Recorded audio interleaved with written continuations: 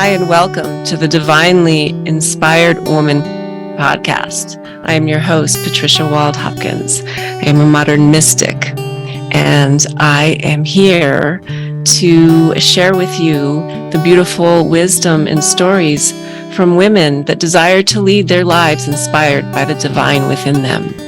The divinely inspired woman is devoted to walking the path of her soul's calling, tuning into the divinity within to navigate life with ease and grace through all circumstances.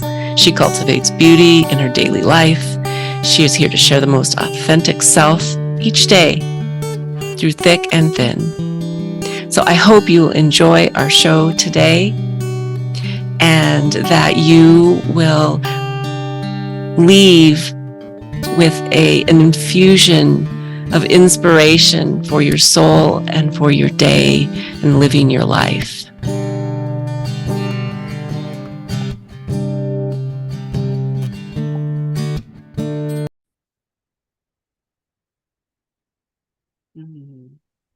Hello and welcome everyone to another episode of the Divinely Inspired Woman podcast. I'm Patricia Wald-Hopkins, your host, and I have a beautiful guest with me today, Anjel B Hartwell. Welcome. Thank you for having me, Patricia. Oh, it's my pleasure. Let me introduce you to Anjel a little bit. She is the founder and lead visionary of Creative Age Consulting Group, the Wealthy Life Mentor. Anjel B Hartwell is an internationally known speaker, transformation artist, Be the Change Movement to Watch Award winner, and one of America's premier experts. She is the creator of the Apple Top 50 ranked Men on Purpose podcast, which she sold in 2020. She's also the creator, executive producer, and host of the 14-time award-winning Apple #1 internationally ranked Wickedly Smart Woman podcast, and the newly released Top 50 internationally ranked 3-time award-winning Leading Visionaries podcast. She is also author of the #1 new release in 3 categories, 4-time award-winning book, Be Heard by Millions and Live Your Destiny, and is hired to consult with high-achieving leaders who are called to the vanguard of the creative age. I am so delighted to have you here, as I said, and you have been a great influence in my presence, in my business. And so I really would love for you to share your wisdom with the community here. And just tell us a little bit about your voice, how you came to be this voice, this great podcaster and creator. Yeah, well, so I will say that getting my voice on board was part of my spiritual awakening path. Although in my early years, um, I did sp- I did have some opportunities to lead and speak. So I spent the first 20 years of my career in the real estate business, and I um, was in property management for condo associations for a number of years. So I was the manager, and I was the lead person at all of the board meetings every month. And, so I spent 20 years of my life leading board meetings, 12 to 20 board meetings a month. But it was not the authentic voice. It was the intellectual voice, right? And then at the end of that career, I was the national chairperson of my trade association. We were representing 1 in 8 homeowners in the country. And I was, as the chair, I was speaking to congressmen about the housing industry, and I was speaking to the Wall Street Journal and, being interviewed, and I was speaking in front of the membership at our annual meetings and leading the board and all of those things. And then I had a spiritual awakening. And Mm. so, you know, the spiritual awakening aspect of this was an incredibly interesting time in my life. And as I went through that process and started to transform and to heal, um, that's when I found more of what I would call the soul voice or the authentic voice. Yeah. So what I'm hearing you say is through was through your spiritual awakening that you really fully embodied or began to. Yeah, and it, yeah, began to embody. Let's say Mhm. began to Yeah, embody because began to. my spiritual awakening was 22 years ago, and I went through that whole process of spiritual awakening where I literally left behind the real estate industry, and I left, behind the last project I did with two partners was 51 single family houses and 56 apartments and an office building. So I like walked away from all of that and what my soul, my spirit told me was I was going to be a crystal healer, right? And so it was like, what? This is like a little Wow. crazy. It was, and as I went through that process, all of these latent parts of myself that I did not previously know existed within me started to come on board. So my artist arrived, my hands turned on, my healer arrived, my performer arrived. My capacity to activate people using the sound of my voice, and I was toning people's light bodies, my awareness of light bodies arrived, just all of these latent parts of myself that I didn't know existed started to come online.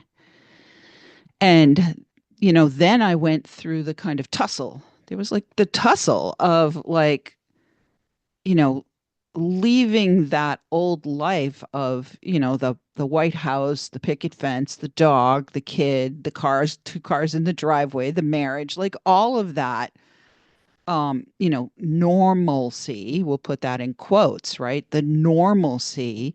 And now all of a sudden I'm doing crystal healings and I'm, toning people's light bodies with my voice and I'm making wild art and creating. I had an art gallery and healing art center for a few years. I created a street festival, like my creative aspects were just like gushing, gushing, gushing. Um, and then the calling really after about I'd say 5 to 6 years of going through that, like just giving myself permission to Mm. discover. Wow. Then it became clear that I was called to start serving other people and to stand in front of people like I'm doing right now, behind the microphone, sharing my transformational journey and then supporting them to make transformations, in their own life. Yeah. Wow. That's an incredible journey that you have been on. And I know that before we were talking a little bit about this season of the Divinely Inspired Woman podcast is focusing on the voices of Gaia, New Earth leadership archetypes. And we chatted a little bit about the ones that you of the 8 that you resonated with. And I can hear the alchemist that you resonate with, how you had to go through probably that process, right, of rewiring your brain, so that you were leading from a deeper spiritual place rather than from the mind. Would you like to share a little bit about that? I would love to. Yes, I totally had to lose my mind to find my heart. I literally had to lose my mind to find my heart. And there was a lot of pushback. I mean, there was a huge amount of pushback. There was pushback from my parents and my mother. My father was passed around Mm, that time. He passed mm, in 2002 and my spiritual awakening started in 2001. And so but there was a huge amount of pushback from my mother. There was internal societal conditioning that was pushing back against what was happening and what I was experiencing. There was a lot of concern about how I would be perceived and judged and seen. I went through divorce from my first husband. We had a child. So I was like walking this kind of slippery slope of I must follow my calling. It was undeniable. And everything was getting better as I said yes to that. And at the same time, there was what I would call drag Yeah. on the process because of fear that if I went colored too far outside the lines, shall we say, if I colored too far outside the lines, that I might even potentially lose my child, right? Yeah. So, and I live in New Hampshire, which is I mean, it's kind of purple where I live, but at the time it was pretty conservative. It's a more conservative part of the country.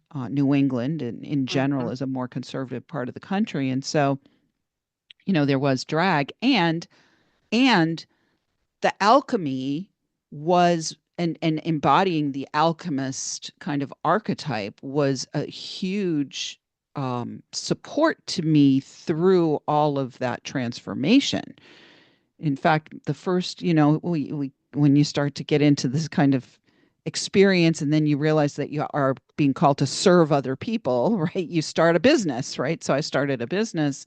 Um, and my first little card that I made was a blue morpho butterfly. Mm, And what I called myself was the torch of transformation. And so for me, transformation and alchemy has been instrumental in the journey for sure. mm. Yeah. Love that. The blue morph.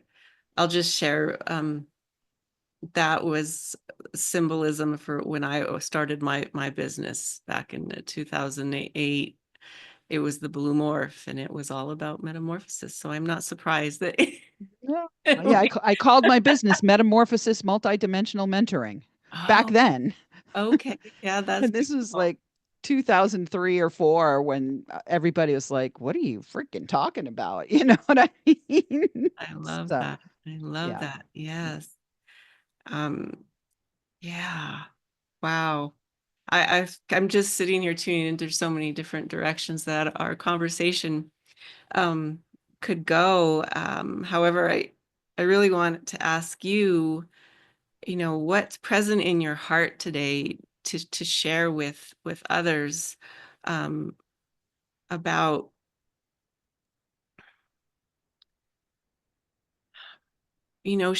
shifting from inspiration that comes from a mind program or something that you grew up with to inspiration that's comes from the divine, like purely from the divine, like from source. Is there some way that you have learned to access that difference, the difference in inspiration? Because one can come from, well, I'm inspired by what somebody else is doing, or what I should be doing, and then there's the one that comes from source. Yeah. And for me, what I'm going to say is the only inspiration for me, like true inspiration, is what comes from source.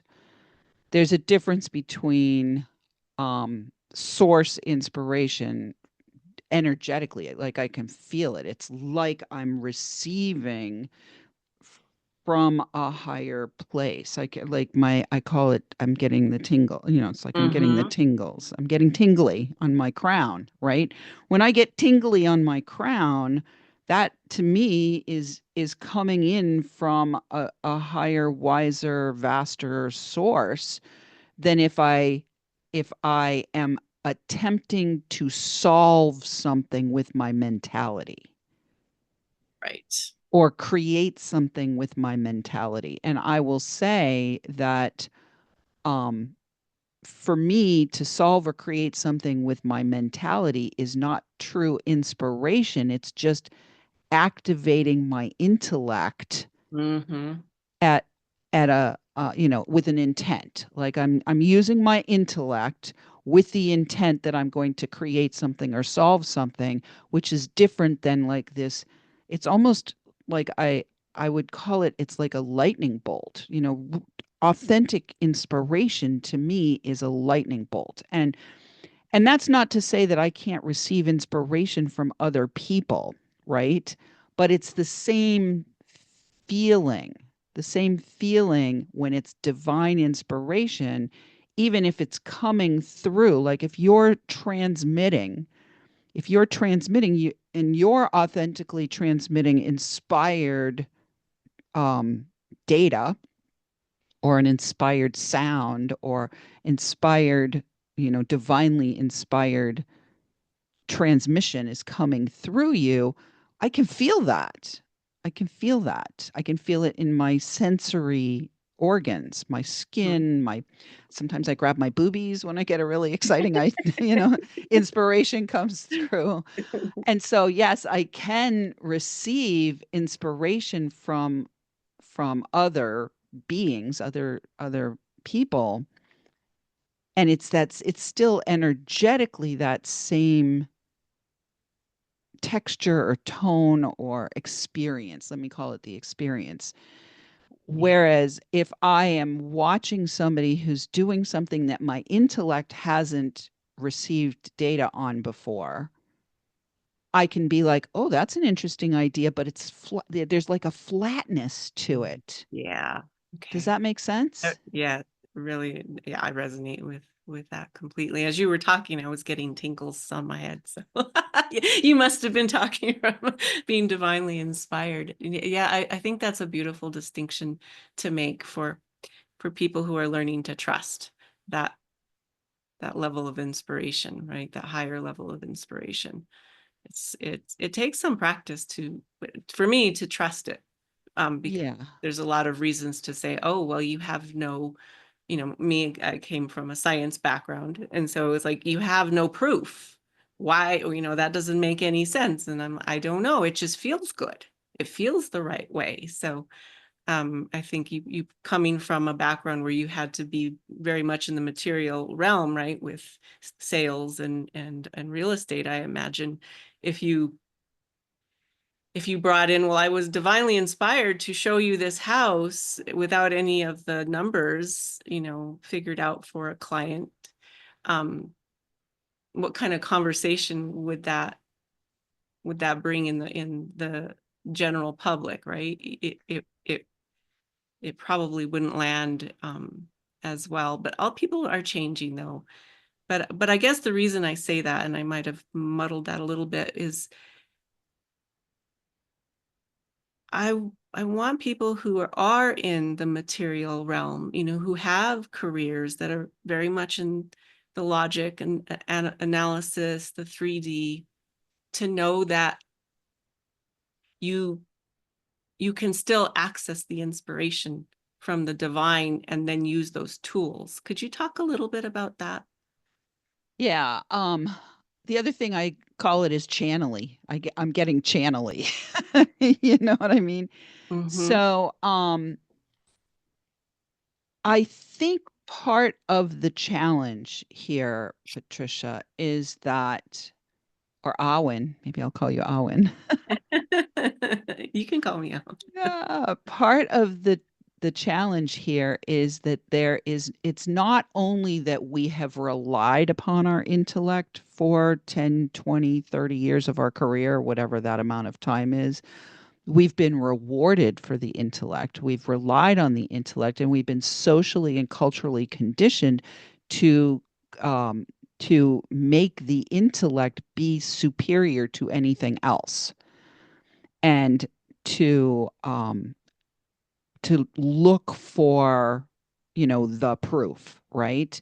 And so what happened for me, and I can't speak for anybody other than me, but what happened for me when I had the spiritual awakening was now I was starting to have experiences that didn't make logical or rational or intellectual sense, but I Yes. couldn't deny the fact that I was having the experience.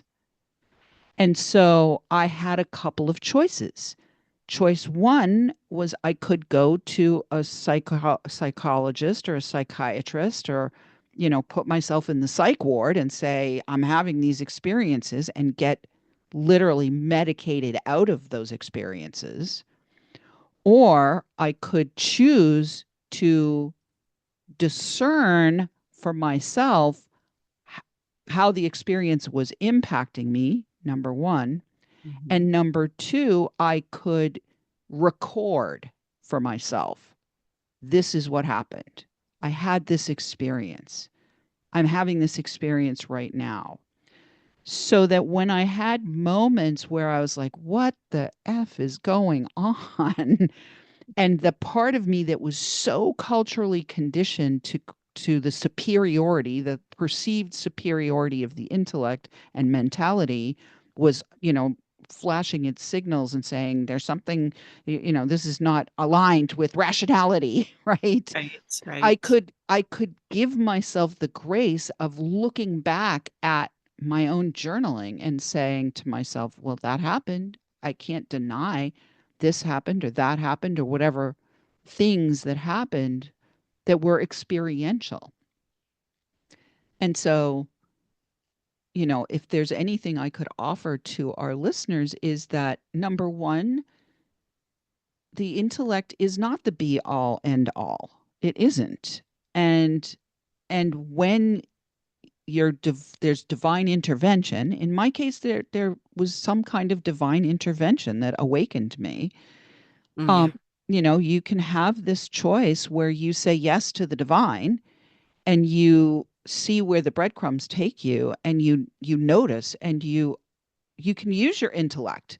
Use your intellect to notice, to record, to do the experiment that's in front of you that Mm. says, hey, go throw paint on a canvas.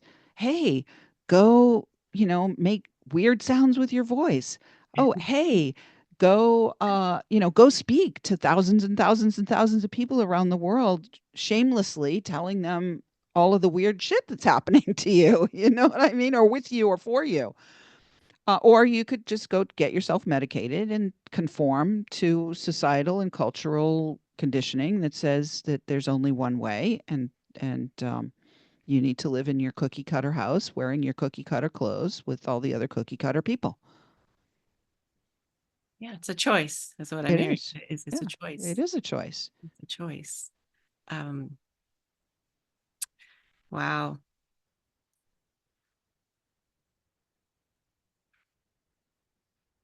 It's letting that land that we have the choice, especially now in these times to um step away from that old way of just following the cookie cutter process, right? I Definitely. was a cookie cutter. I was definitely a cookie cutter person until the spiritual awakening. And the funny thing was, Patricia, when I said yes to myself, right? So part of this is saying yes, like, yes, okay, I'll try that. Yes, I'll go into that experiment. Yes, I will change my clothes and wear something more colorful. Yes, I will, you know, not wear my khakis anymore or whatever. You know what I mean? I saw about 3 years in, like I had a visceral experience of walking into my son's third or fourth grade parent teacher night. And literally everyone was wearing like khaki pants and holding their Dunkin' Donuts coffee and wearing their like, button down, shirts. And they all looked like it was like walking into a bowl of oatmeal, right? Everybody looked the same. And I was like this colorful, like, oh my God, she's got feathers and she's got color. And I saw myself in that environment and I thought, oh, wow, I'm like an orchid in a hayfield. Yeah. And two things can happen there. Number one, you can be judged for sure. Um, and considered out there and wacko and woo woo and edgy and all of those words that are, used. Or people can see that expression when you're fully expressing or more fully expressing yourself and be inspired by that and look at that as, you know, an option. And I think things are exponentially more relaxed and accepting now, 22, 3 years later, Mhm. than it was Mhm. back then, for sure. Yeah. Yeah. Yeah, I agree. I mean, I think one of the things that I've noticed after my spiritual awakening um, is that now it's more about bringing things back into some sort of equilibrium or balance between being woo woo and being overly, analytical, right? They're like spirituality and science or any other, logic or married can be married together in a beautiful way. And I think that's what the alchemist actually does, right? I got Mhm. chills when I said that. Yeah. And I think one of the things, one of the last the questions that I want to ask you before you share a little bit about um your offering, your free gift here today, is how the alchemist, you know, works with money, right? Has money, how can money be spiritual? Mhm. Absolutely. Yeah. So, I mean, to kind of hopefully put a bow on this, I spent a number of years just buck wild, letting myself have permission to do all the things. And eventually it became clear to me that I needed to bring back those parts of me that, were rooted in the real estate business and marry them. Perfect words. I had to marry the spiritual and the practical. And, this absolutely applies to money. So, when we get this calling, when we give ourselves permission to say yes and explore the untapped parts of ourselves, and then come to a point where, there's only so much of that you can do before you do have to marry the practical and the spiritual. Mhm. Then money is one of the tools, and it's a major tool that will allow us the grace of setting up structures that will allow for this bounty that we have experienced and explored and discovered within ourselves to actually be stewarded in a way that allows for it to be generative, Mm, whether it's generative financially or generative in other ways. It's the difference between, throwing water in the desert and having digging a well, right? And the money is a huge and beautiful ally in the process, right? And so part of the journey with money is deconditioning money from being shameful or, something to envy or something to chase after or any of those things, and just bringing money in as like this amazing tool where you can then look at all of your creative output or your your inspired actions that you have taken over the years and say, okay, how do we bring this together in the most practical, most down to earth, material way? And how do we measure the, how do we, how do we account for or appreciate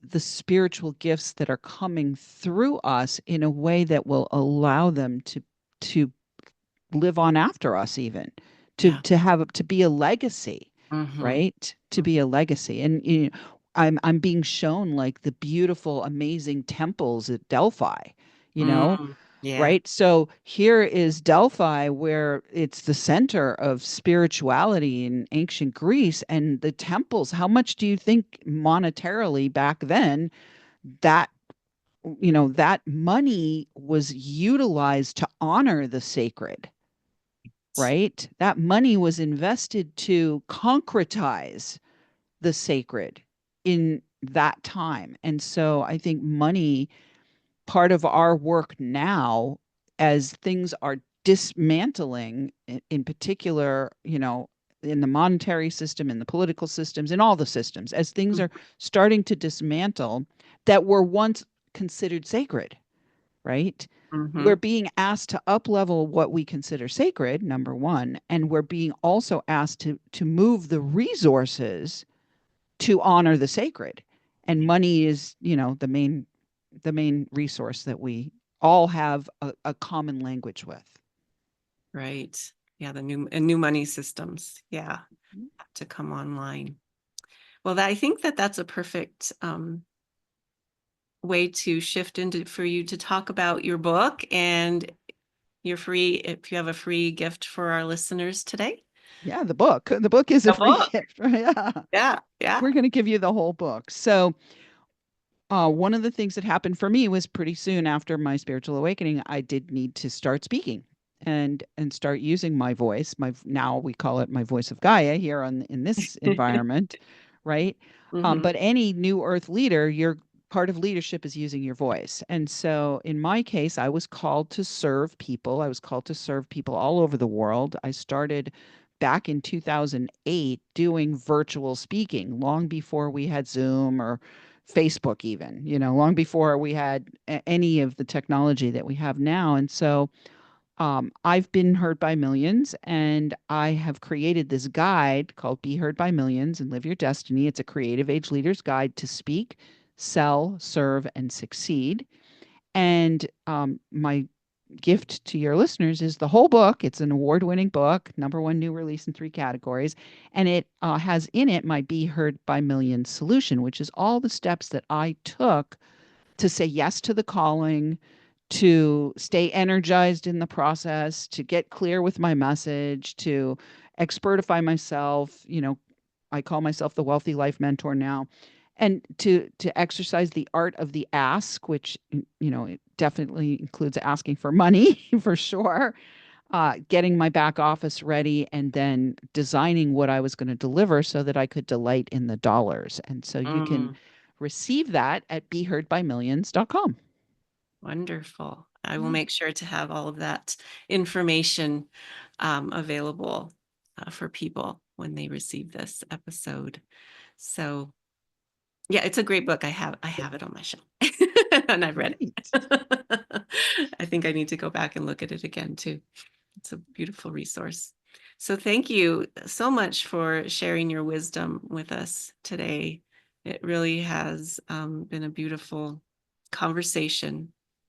And in closing, is there a last pearl of wisdom that you would like to drop to share?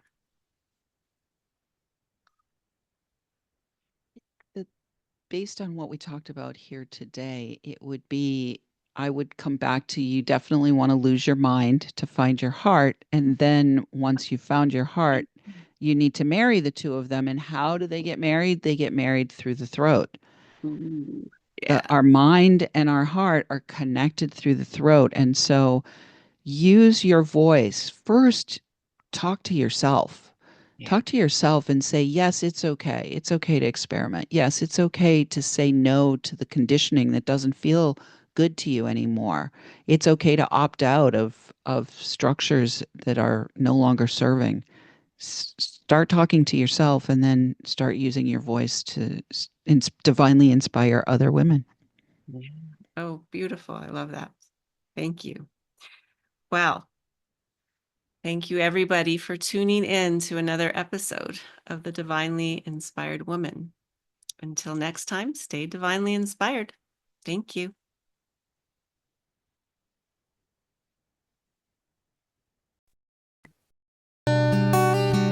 Thank you for listening to this episode of The Divinely Inspired Woman. Again, I am your host, Patricia Wald-Hopkins, and I am so glad that you joined us here today. I hope you left with some soul food to inspire your daily life. And if you would like to learn more about my work, please check out my website, patriciawaldhopkins.com, and you can find out more about my divinely inspired practice and tools. So, thank you again. Have a beautiful day. Hi, I'm dropping in here with an announcement about a program, a new mentorship that I am offering. It's called Voices of Gaia, and it's about bringing your voice, your leadership, your life in alignment with Gaia's guidance. So if you feel called to learn more about this program, it's a beautiful, rich program where we dive into your essence. And if you so desire, we develop your business around it and really blossom into your whole lifestyle, this wisdom from Gaia that wants to be spoken through you. So if you feel called, reach out to me at patricia@patriciawaldhopkins.com. That's patricia@patriciawaldhopkins.com. There's no hyphen between Wald and Hopkins. And I would just love to hear from you and see if this is a good fit. So thank you for tuning in. Have a beautiful day.